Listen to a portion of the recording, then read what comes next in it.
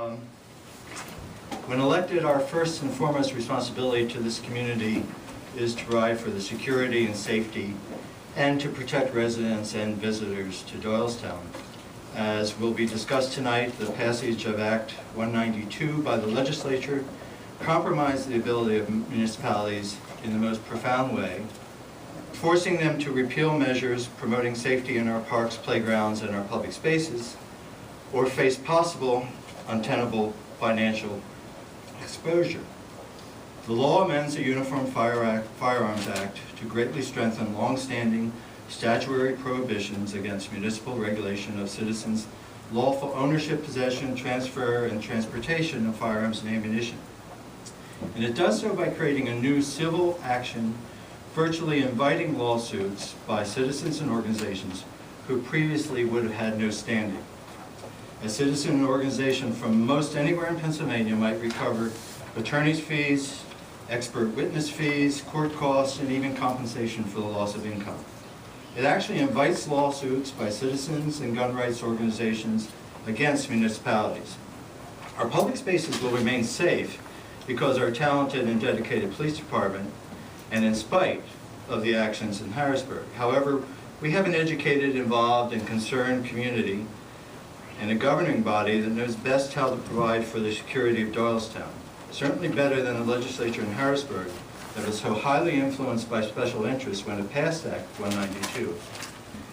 Yes, we do it best, and we should be allowed to act in the service of our residents as well as those who work and visit here. Act 192 is being challenged in the Pennsylvania Commonwealth Court on the grounds that it was passed unconstitutionally. That is, preemption language was amended to a bill it had nothing to do with, which would be in violation of the Pennsylvania Constitution's single-issue rule. As well, the title of the bill does not reflect the bill's context. I will join in signing the ordinance repealing the safety provisions, some dating back to as old as 1959, because I have a fiduciary responsibility to do so. But I will also join in filing a friend of the court brief, known as an amicus brief, in support of legal efforts to challenge Act 192, and in the hopes that the court understands the consequences to communities like ours that are trying to protect their citizens. Thank you, Mr. President. All right, thank you, Mr. Mayor. Public safety, Mr. O'Brien. Yes, Mr. President, we have three items on the agenda tonight. The first one is an authorization to advertise the ordinance specifying various no parking zones. Attached in your packet, you'll find the above referenced ordinance which specifies and codifies various yellow curb zones at intersections and driveways in the downtown. The Public Safety Committee is recommending that Council authorize the advertising of this ordinance. If Council wishes to follow the recommendation, it can do so by motion, and I so move. Second. A motion and second. Do we have any comments from Council?